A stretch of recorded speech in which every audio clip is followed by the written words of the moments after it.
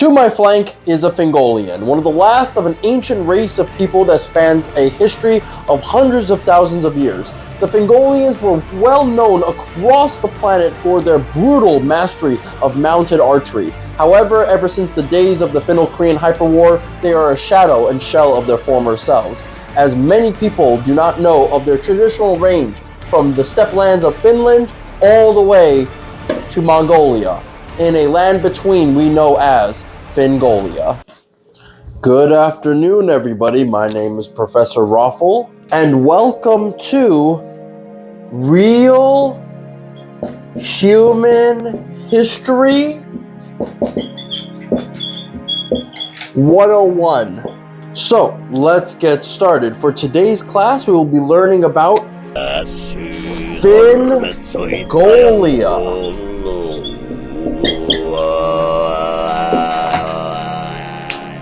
Now, turn to page 69 in your textbook. Let's see if I can find it. The Finno Korean Hyperwar, which will give you the Finngolian steppe lands were host to many different empires throughout history. Proto Finnic, Holy Roman Khaganate were the strongest of these empires and the greatest of them. However, due to the damage caused by the fires of the Finno Korean Hyperwar, and this was of course against the arch nemesis of the ancient Finnish Empire, the Huan Empire. So because of the massive amount of evil and destruction caused in this war, we don't know much about this time period. That is until the efforts of a certain professor, that being J.F. Blumenbach. Blumenbach would basically, by examining the skulls of Sami, Finns, and Mongolian skulls, was able to determine that all three of these people had a shared common ancestry. Mongolian variety, yellowish color of skin, black straight hair, flat face with the parts but little prominent. This comprehends the Chinese, Japanese, Manchus, Mongols, Kalmucks, Finns, Lapps, and the greater part of the tribes of northern Asia. However, this theory was later discredited as scientific racism. That is until 2010, when the defunct image board, a Finnish one known as, how the fuck do you pronounce it? Kuvalauta, used the term Finngolia, and then was later backed up by the American cousin of Kavulata, that being 4chan, by the hacker group 4chan, also by what is known as the user Anon. Largely in 2010 and 2015 start to gain huge prominence. Often in many spaces you see the term Finngolia used interchangeably with what is known as West Mongolia. And this has gained more traction over the years as more Finns find connections to their ancient Finngolian identity. My dry erase board, as you can see, is clearly well suited for the task at hand. Let me just get this fucking shit out of the way. First, I must explain the geography of this world. We have here two different maps that I have used from our quality company printer. Here we have a topography map of the current physical geography of the world in question. We are talking, of course, of the Ice Age, essentially. The time period in question would encompass what we know as the last glacial period. This is a time period resulting at around 115,000 BCE. Here, we've got ourselves a map, a geographical map of the world in question. We have Proto-Americas, Mu, Atlantis, Thule, Proto-Africa, Lemuria, Sundaland. We've got Turan and then Finngolia. We even have the Rifine Mountains over there and Doggerland, and then above that, Hyperborea. Anyway, the last glacial period would be a time period of humanity of extreme cold. This would be what we would know as the Ice Age, and it would have periods of glaciation and periods of heat. Periods of glaciation, periods of heat. Okay, so you would have large territories, large amounts of territories covered in ice, solid ice, as you can see right across over here, stretching from the Americas all the way to Doggerland and the Proto Finnic settlements here of Western Finngolian. 59,745 BCE.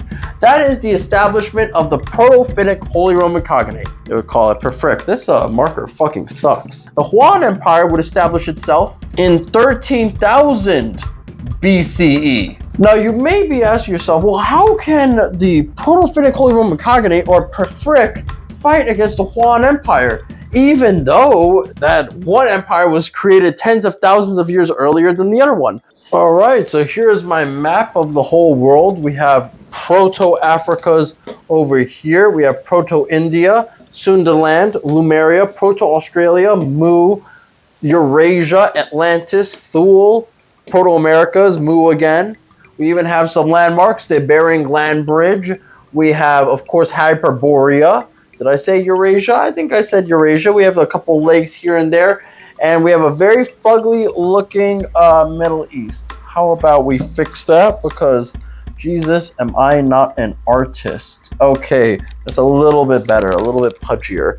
All right, so first things first, if you guys remember the timeline, we have ourselves right in the middle of the last glacial period here, okay? And we are dealing with essentially the rise of humanity. All right, now, can anyone tell me where humanity is from? You in the back? Maybe you? Maybe you? Can you tell me where humanity is from? Because I would like to know. If you don't tell me, I'm going to hit you with this thing. Do you know? Maybe instead of learning about civilizations, you'd like to make your own. Fortunately, I have the book just for you. Introducing the sponsor of today's video, The Book by Hungry Minds. This is the ultimate guide to rebuilding civilization that goes through basically every single aspect of civilization. You want to know how to find water? It got that just for you with beautiful illustrations, diagrams, and also a lot of text here to teach you how to collect water. Maybe you want to learn about what's an edible and inedible plant. Maybe you want to learn how to make rope. Maybe you'd like to know how to make chocolate, lettercraft, firearms, tanks, spices, beer, oil refining. The world is your oyster. The book is packed, hundreds of pages filled with every single aspect of civilization you would need to create your own civilization or recreate it from its destruction. The size of the book is massive. It is huge, huge. And it's very, very well done, actually. I love the hardcover. I love the binding attached to it. Like I said, the artwork is beautiful, but also the feel of the paper is weathered and very nice, too. I have to say, it's not like a boring white sheet, so to speak. There are hundreds of topics, 400 pages, 180 topics divided into 23 chapters. And, well, I have to say, it really does make the perfect gift with these laminated cover and beautiful high quality matte art painting. If you click the QR code on screen or check the description and pinned comment, you can use my promo code to save 10% on your purchase. Thank you to Hungry Minds for sponsoring this video, and if you would like your own book, please click the links down in the description and in the pinned comment down below. We know where human civilization came from. We know where nations came from. That would be, of course, at the Tower of Babel.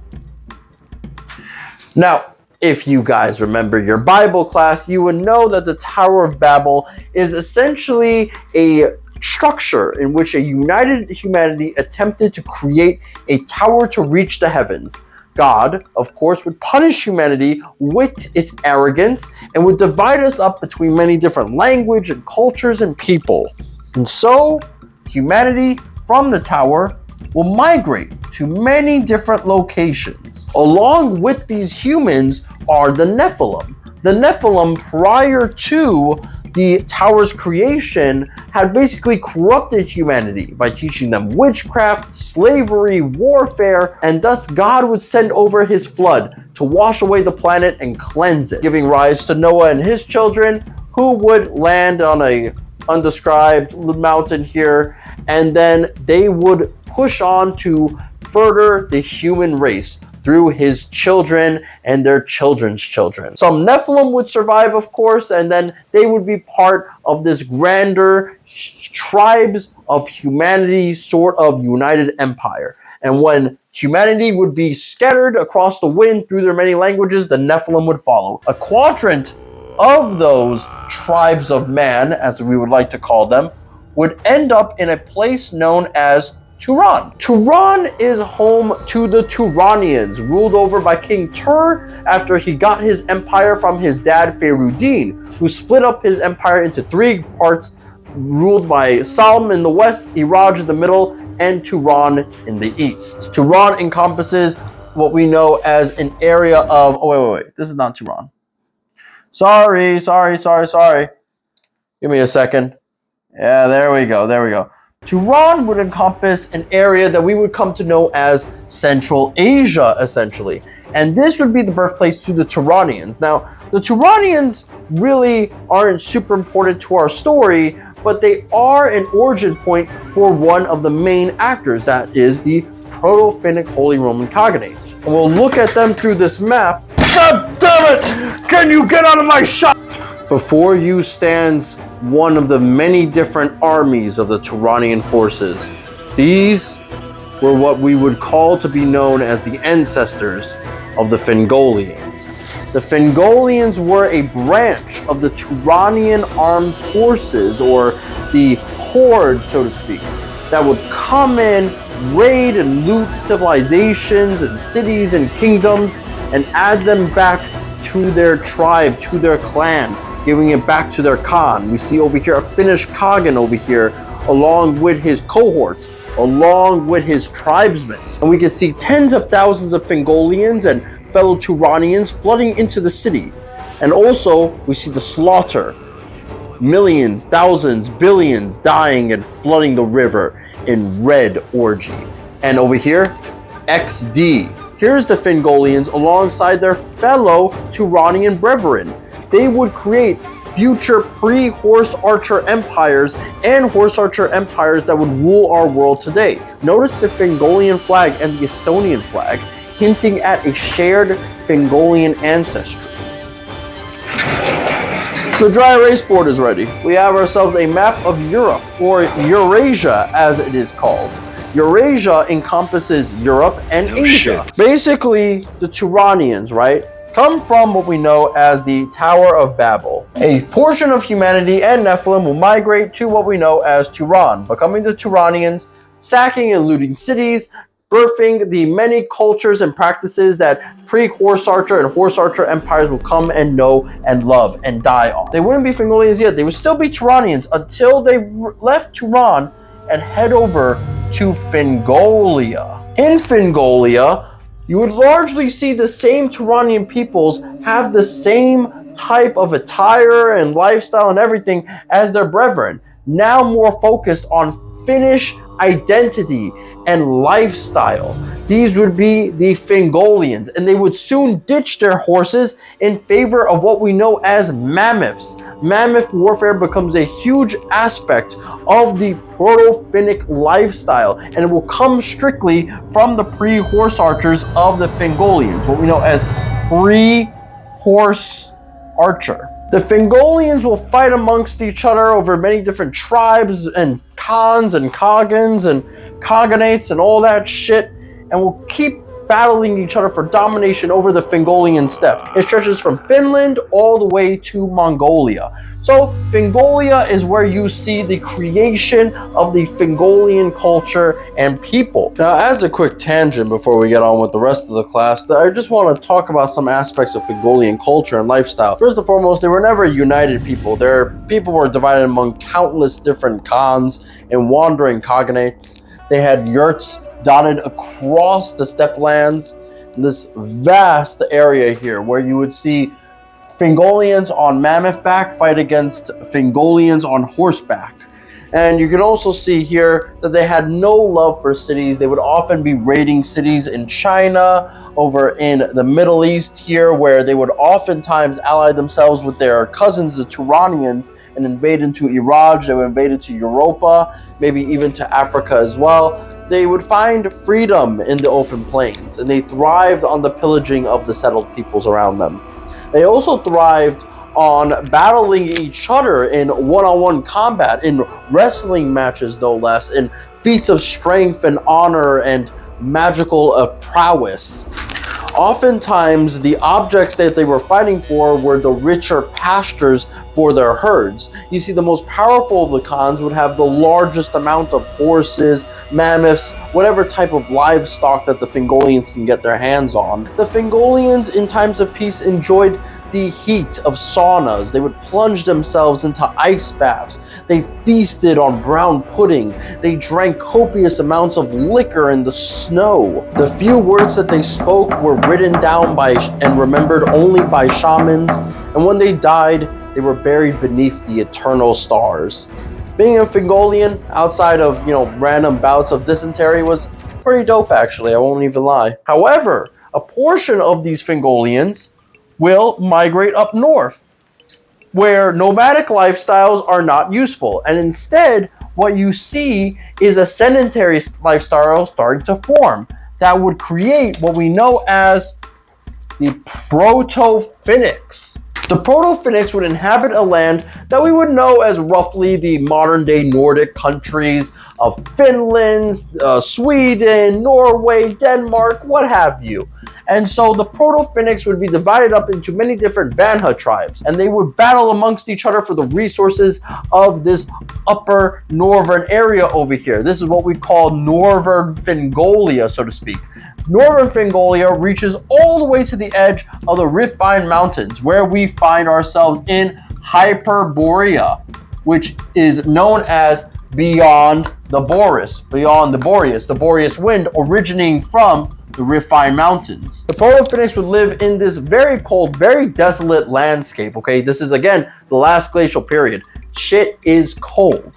And so they will be well adapted to this lifestyle due to their usage of mammoths, due to the boons from their gods, that being, of course, their many different winter interpretations and gods that prevent them from freezing to death and dying in this cold, and also from a sacred animal known as the Otso, which is a bear. And the bear, this sacred animal bear, is able to empower their soldiers, their warriors, with the powers of the Otso, the bear, giving them immunity from bears, and also being able to ride bears into battle as Ursine cavalry. Here, we have ourselves a Vanha tribe village over here, complete with wooden fortifications, complete with winter attire, alongside, look here, mammoths. Mammoths, again, were used as like a beast of burden, a war animal, and of course as a pet. They are very cute and cuddly. Look at the beautiful forestry here. Look at the spring attire and outfits. Look at all the sculpture work, and look at that.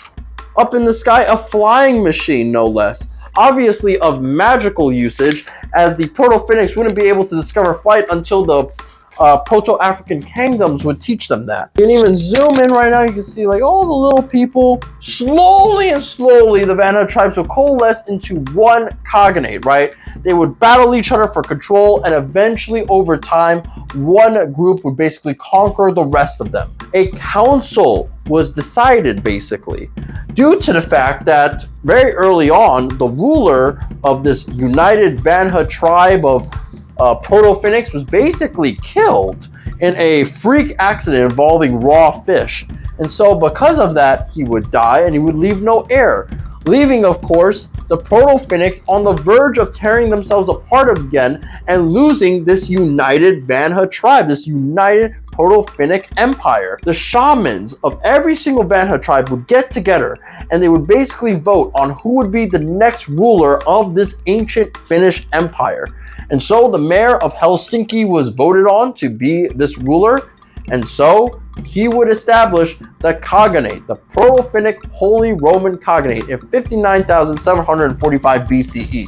Let's put that down right here. When he was elected as ruler of the Khaganate, he was basically bestowed the powers of Vanamonen into him.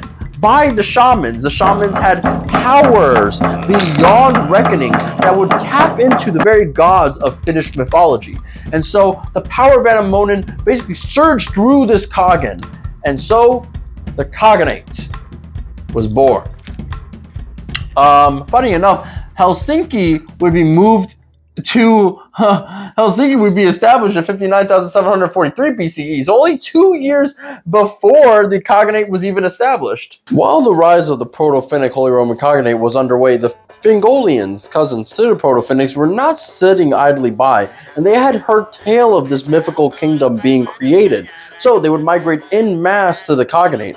And after a series of decisive victories against the strongest Finngolian raiders looking to challenge the Khaganate, the migration into the Khaganate would increase even more. And while there would be still independent Khans that would continue ruling over various sections of Finngolia, as we see right here, the fact is that large stretches of this steppe land are now empty, and the majority of the population will soon find themselves under the rule of the Proto-Finnic Holy Roman Khaganate and its expansion into Europa and Eurasia proper. I suppose now is a good time to talk about what the Proto-Finnic Holy Roman Khaganate actually means.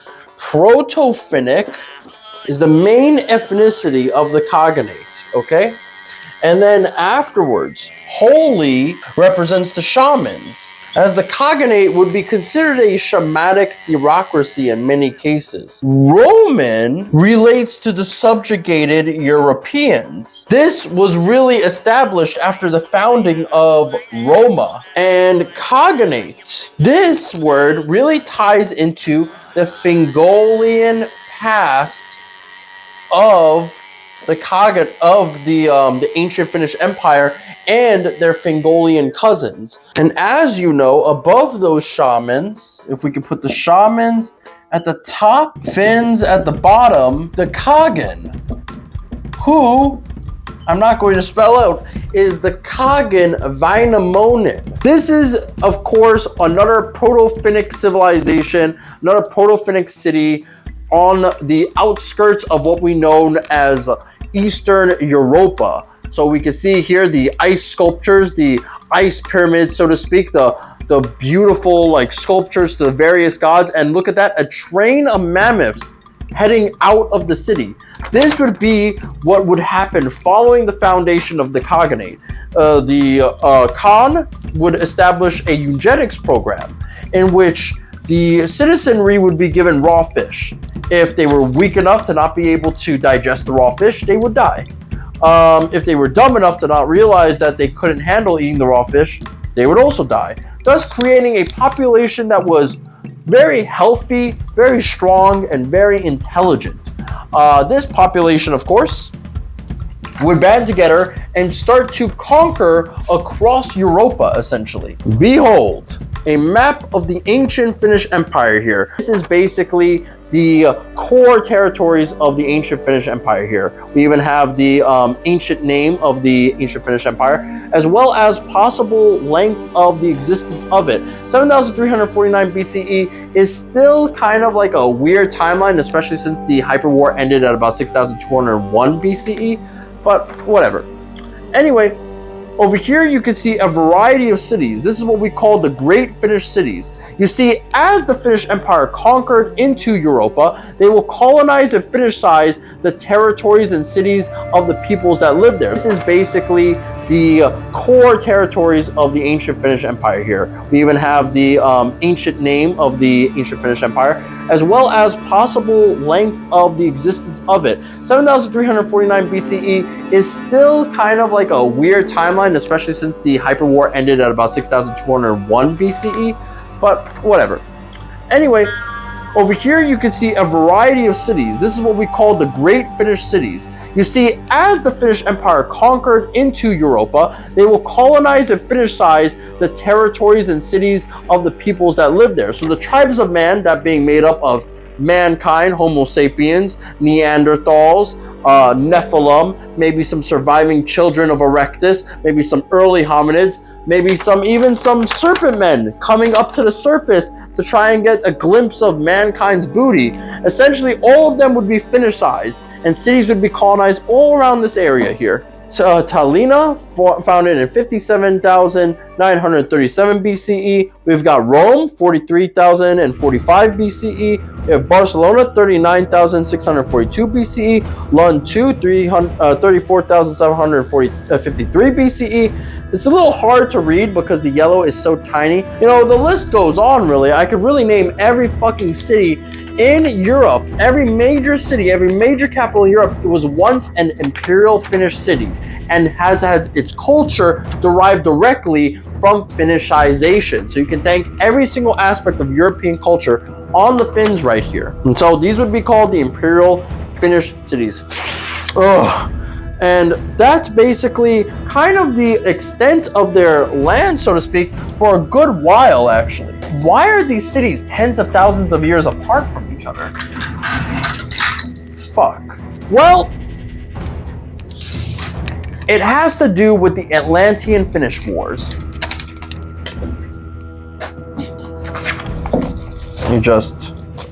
Oh my god. Fuck. Atlantis, right over here, off the coast of Eurasia, is the dominant power of the known world at the time. They would control the entirety of the Atlantic Ocean, from the top of Thule all the way to Africa, South America, and even would try to attempt to dominate the Indian and Pacific Ocean to varying degrees. So right now I'm going to draw in the territories currently owned by Atlantis. Atlantis would more or less own the entirety of the coastline of Europa, so to speak. And would extend over here, not going past Greece, as Greece was owned by Mount Olympus at the time. And so because of that, the Atlanteans would not dare to push into Greece, so to speak. Essentially, it has to do with Atlantean origin. Atlantis comes from basically a gift by Poseidon. Poseidon is the god of the sea. Poseidon is given a continent. A human by the name of would come to Atlantis. He would be one of its first kings. And so because of that, the continent was named after him and the ocean was named after him, the Atlantic Ocean. So basically start to expand his empire, divide up Atlantis between different cities, and construct a variety of different magically advanced and technologically advanced technologies. They had magically powered triremes, they had extensive aqueducts, they had indoor plumbing, they had air fryers, fire bombs, and poison arrows, and fire-tipped arrows, and poison gases, airships. They would have like land ships, essentially. They would ultimately have a variety of technologies at their disposal to rule over a gigantic naval empire based in the Atlantic. Aside from that, they had extremely powerful foreign infantry in the form of the Hyperboreans. The Hyperboreans were basically given this land by Apollo. Apollo would bless the Hyperborean lands, making it an eternal spring. So Hyperborea is always spring. It rarely, if ever, sets. I believe the sun sets once a year or something. So because of this, the population is blessed. They live for essentially forever, thousands and thousands and thousands of years. They reproduce asexually, by budding no less. They are extremely blessed to the point where armies who try to invade into Hyperborea are basically kicked out. They are pushed out essentially by the Hyperboreans, who are extremely strong, extremely tough fighters. And so with this united front over here of the two different Greek gods, muscle might of the Hyperboreans and the technologically savvy Atlanteans over here, this shared empire would dominate, and they would push forward and extract taxes from the Europa populations over here, these tribes of man. They would institute what is known as Poseidon taxes, and they would go across Europa, essentially, extracting taxes and tribute from the people there when it comes to gold, slaves, magical artifacts, what have you, essentially. The Finns are just about expanding into Europa, where they reach and fight against the Atlanteans here. Now, the Finns, like I said, are a cavalry people who specialized in usage of mammoths. So the Finns are fighting together with mammoths at their disposal. Here, let me see. Let me see if I can draw like a... Yeah. So the Finns over here are fighting with mammoths against the Hyperborean infantry and the Atlantean navy. And so because of this, a large chunk of Finnish expansion is basically halted by the Atlanteans and the Hyperboreans. Huge, humongous battles are fought over in Doggerland, over in Hyperborea, in Atlantis no less. But mainly, of course, the main theater of battle is essentially the Europa plain, essentially, between the Proto Finnic Holy Roman Khaganate and the Empire of Atlantis. Fighting, slug it out, and then eventually the Finns set up a city, more fighting. They can't go past the city boundaries, and then over time this boundary is pushed more and more. This is because of a variety of factors. Number one, the Atlanteans will be dealing with eventually a civil war that will be plaguing their civilization for tens of thousands of years to come. That will be the civil war between both black and white magicians, of course. The Atlanteans are also not at their apex, or not at their strongest. You see, the Atlanteans have to deal with the last glacial period. And because of that, the extreme colds make it very difficult for them to bear their naval advantage. It's harder and harder for them to supply their Hyperborean troops. And so the Finns, during periods of glaciation, are able to capitalize heavily. The Proto-Finnic Holy Roman Khaganate will lay claim to most of Europa eventually. We don't really know when the Atlantean-Finnish wars end, but we do know exactly a point of time when they start to colonize the East. That would be in 26,621 BCE. The Finnish Empire would be at its strongest at this point, strongest and most unrivaled at 30,000 BCE. This is what we know as the last glacial maximum. Mammoths, the already cold environment that they were a part of, the pre-horse archer lifestyle that they grew up on, and then of course the Sampo. The Sampo is a magical mill that was created by the shamans and by the gods of Finnish mythology. Essentially, it is a mill that creates a never-ending supply of food. Because of that, the Proto-Finnic Holy Roman Khaganate war machine is constantly fed. So why don't the Greek gods do more? Well, there's a part of me that really doesn't want to power scale deities so much, but there's a part of me that absolutely loves the idea of it. For starters, the most famous story that includes both of these gods would be something known as the Iliad. During the Iliad, Apollo will show himself off in a multitude of ways. First and foremost, he will summon plagues upon the Greeks. He will also guide the arrows of Paris to their targets, so he's guiding arrows. He also heals combatants in the war, so heals troops. And while Achilles was trying to scale a wall, Apollo would push him back multiple times. So pushes MC, which I will call the main character, who I think is Achilles. I don't fucking know. Poseidon is also in the Iliad. He is, however, going to do something differently. First and foremost, he's summoning storms and earthquakes on the Trojans. He also sends in a sea monster to attack the Trojan walls. So a sea monster, he has commands of sea monsters and all that good shit. And what we know as both of these gods are breathing courage into these humans. So they are manipulating their emotions to continue fighting. Now that does it for the Iliad. However, these guys have more stories to them. So first and foremost, we have something known as the Titanomachy. The Titanomachy is basically a war between the Greek gods and the Titans. The Titans being, of course, the children of Kronos and the offspring of Kronos, so to speak, against the other offspring of Kronos. I forget how the Titans were made.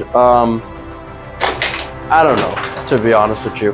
But essentially, he will be instrumental in not only trapping the Titans underneath gates, basically, underneath bronze gates, and will also be instrumental, essentially, in a separate story where he's burying a Titan underneath an island. So he's like, he kills the Titan, battles it, and buries it underneath an island. This, however, is not mentioned in any of the text in the Tainoamaki. It's mentioned in a lost poem, so to speak. However, we know that in another battle, in another war known as the Gigantomachy, Gigantomachy is basically a battle between the Greek gods and the children of Gaia, who are basically an offspring of Gaia and Uranus, called the Giants. In the Gigantomachy, Poseidon is chasing down a giant, and when they reach the island of Kos, he basically breaks off a piece of the island and throws it at the giant, killing him and burying him underneath an island. So this is twice now that Poseidon has been known to kill giants and bury them underneath islands. So now that we're done with these Greek gods, let's get on to the Finnish ones, huh? Big one being, of course, Ukko. Ukko, thou, O God up yonder, thou, O Father of the heavens, thou livest high in ether, curbest all the clouds of heaven, holdest in air thy counsel, holdest in the clouds good counsel. From the east dispatch a cloudlet, from the northeast send a rain cloud, from the west another send us, from the northwest still another. Quickly from the south a warm cloud, that the rain may fall from heaven, that the clouds may drop their honey, and that the ears may fill and ripen, that the barley fields may rustle. That is rune 2 of the Kalevala, which is essentially a series of poems that dictate Finnish mythology. Ukko is one of the strongest Finnish gods. Now, the Kalevala has Ukko in multiple different runes, the most important of which calls upon him to send rain clouds, to heal wounds, to resurrect the dead. So already you can see that Ukko has the dualistic properties of Apollo and Poseidon, where you see healing with storms. However, Ukko is very different. First and foremost, Ukko's power can be comparable to that of Zeus. Ukko, as we know him, is a thunder god. He's the storm god, and he rides his chariots through the clouds. And whenever he's throwing around his battle axe or having sex with his wife, lightning is produced from him. And so because of this lightning striking the earth, when these lightning strikes hit our ground, they leave something behind, a stone axe, or more so a stone axe of this shape over here. It's more like a boat than anything else. As you can see here, I have multiple different images of Finnish axes, these stone axes, these what we know as thunderstones. I have a thunderstone in my possession right here. You see the craftsmanship, the beautiful, elegant design, the manufacturing of this hardened weapon of war over here. It's clear to me that Ukko, okay, he had sex with his wife, and afterwards the lightning strike hit the ground, and so it creates these mighty axes of power. In the book, Magic Songs of the West Finns, it talks about these thunderstones, these stone weapons that are left behind when Ukko's lightning hits the ground. Now, historians talk about how these stone weapons are more or less basically old stone weapons that were replaced when metal tools became more popular, and then over the course of the centuries, when these stone weapons were unearthed, the shamans would be like, oh, these are Ukko's axes. We didn't make these axes, but don't listen to those guys. They're stupid. Okay, Ukko basically created these stone axes, and these stone axes have magical properties. They are known to heal people. They are known to cause damage. Maybe possibly lightning emits from them, basically. So ultimately, these axes are very strong against the mostly phalanx, mostly Bronze Age army of the Atlanteans and the Hyperboreans, who are more like cavemen, if anything else. But this isn't going to be a video on Hyperboreans and Atlanteans. One thing I can certainly say, Apollo, Ukko, and Poseidon are gonna have crazy chariot battles. I'm gonna be honest with you. These three are gonna have chariot racing for the rest of existence. Like these. So now I'm gonna take it over back to present day Master of Awfulness to complete the rest of the documentary. Ukko is a weather god, a thunder god, the supreme god of Finnish mythology, and he basically thrives in this world of cold chaos, of changing landscapes and weather patterns. So he is basically making his population immune to the effects of the cold, to the harshness of the world, essentially. Hyperborea is an eternal spring, a primeval jungle where dinosaurs can exist. Yeah, there are dinosaurs in Hyperborea. It's crazy. Like, look, I'll call one right now. You see, there's a big-ass dinosaur. And oftentimes, you will see the Hyperboreans, they will ride on dinosaur back, no less, fighting enemies on top of giant Tyrannosaurus Rexes. You will see dinosaurs fight against mammoths, but essentially it would be under the confines and constrictions of using magic to keep the dinosaurs well protected against the cold. Finnish mythology in this situation, in this time period, is just at an advantageous position over the Hyperboreans and the Atlanteans. Anyway, let's get on to the Huan Empire. And that's the end of the video. Thank you for watching. Thank you to my patrons for making this video possible. If you guys want to see your names on this dry erase board, if you want to support my content, if you want to see exclusive videos, if you want to see please go to my Patreon right now. If you have any questions on this video and any future videos, you can leave your comments down below on my Patreon or on the Discord channel in my Discord or in the YouTube comments. I think most of you guys don't know I was really making this video, so there's really no questions for me to answer. I don't really know what I'm doing here or how to end this.